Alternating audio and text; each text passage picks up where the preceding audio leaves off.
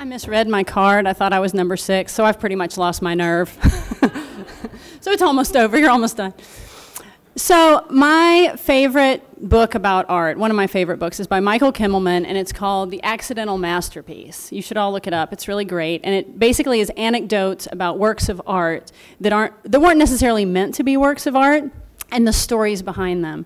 So I'm going to tell you a story from my life about an unlikely work of art that has stayed with me.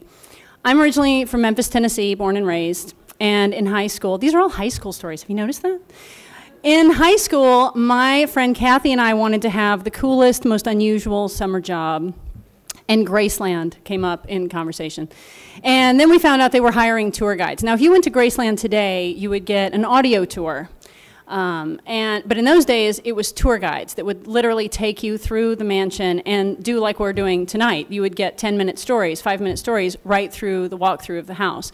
So you had to be really well trained. You had to memorize huge tracts of this celebrity's life. I mean, it was a lot of facts, shoe size, wedding date, etc. But there were also a lot of soft skills. Like they had to make sure that you knew how to tell stories, that you were getting these stories, you know, not secondhand, but probably 20th hand. You know, it was already the 80s. Elvis has been dead 15 years, almost. And we had to know, you know, little anecdotes about the night that he was in the dining room with his friends and he said this wonderful quip. And, you know, so we had to know just tons of things. But that actually was not the hardest part of the job. The part of the job that we didn't expect was crowd control. So, you know, in those days, this was the height of Elvis fandom. It was about, this was what, 88, 89. And we would get about 2,500 people a day from all corners of the globe. And, you know, we were sassy, artistic 80s teenagers. The people who came there might have spent their whole life savings to get there, the really hardcore fans. You also got the unkind fans who thought it was as funny as you did, but you could never let on that you also thought it was. Anyway. But you got these women especially who were in their mid-50s, who had been hardcore fans. Maybe they wait tables, maybe they don't make a lot of money, and they have saved up every scrap of their money to come to Memphis, Tennessee and go to Elvis Presley's Graceland. It is their world. And so we had been taught that you have to show them the utmost amount of respect. That is our core audience. These are our diehard fans. And so, you know, you had to be real nice to the ladies. You weren't really supposed to step across the red line, but if they threw a few rose petals, you know, and you would just pick them up discreetly after they weren't looking, you know, things like that. So this was August. It was Elvis week. If you're familiar at all with any Elvis facts, you'll know that he died in August of 1977, and August is when he is celebrated. We like to call it Elvis Easter versus Elvis Christmas. This was Elvis Easter. And the world had descended on Memphis. Traffic was snarled. There were long lines. And most of us younger tour guides were no longer tour guides. We were just crowd control, just manage the lines. So we were in these, you know, these uniforms, which had been picked out by Priscilla herself. And we looked like bus drivers. And they were these, like, we had, like, pleated pants. And then we had really high-necked. I was basically in drag. I was dressed like a boy. And I had, you know, a button-up shirt and a little tie. And we're in the heat. And I'm in front of the Lisa Marie, the plane. And there's a long, long line. And there's a lot of impersonators. There's a lot of everything. And I'm supposed to just manage the line. There's no skipping the line. Stay in the line. So you want to tell them jokes. You want to tell them some Elvis trivia. Who knows what Elvis's 4th and most critically acclaimed movie was? Stuff like that. It was GI Blues. And then, so I see an impersonator and his companion, and they're holding each other by the waist, walking like this.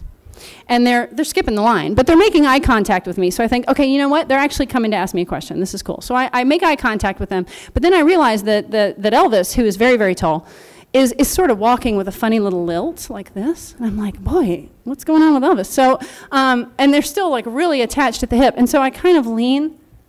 I want to get a look at his feet, like how they're making contact with the earth for him to be walking like this. And then I realize that his feet are not making contact with the earth, and he is in fact a doll. He is being carried by his companion. So I start looking about, and I don't want to take my attention off the line, but they're coming at me. And so she comes to me and she says, hi, I was just wondering, do I have to buy 2 tickets to go on the plane? Because, you know, because my friend is really big. And I did have to buy him a plane ticket. And so, and I am just completely floored by this woman. And I go, And I don't know, I mean, that might be her friend.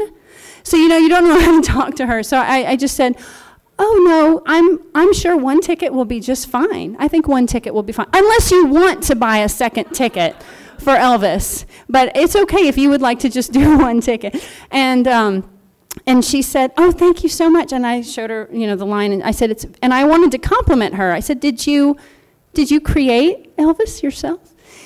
And she said, I did. I made him myself. And he was like, do you remember Cabbage Patch Dolls? He was made of pantyhose, okay? And she loved him. And he was meticulously created. And so I wanted to show her the utmost respect. And I said, you know, he's magnificent. I just got away from this whole crowd, and I made eye contact with Elvis's friend, and I said, he's magnificent. Did you sew his costume? Yes. Did you implant his hair? How did you do the hair? So we get in this fussy little conversation about how Elvis was made. And she said, you know what? And I said, he's so exquisite. You know, he's even got fingernails. She goes, you know what else he has? And she tore open the fly of that jumpsuit in front of me and the world. And that Elvis was anatomically correct. I mean, I don't know how correct. We didn't know that much about Elvis, but it was pleasing and impressive. And I complimented her, and I said, why? And she said, because that's what I'm good at.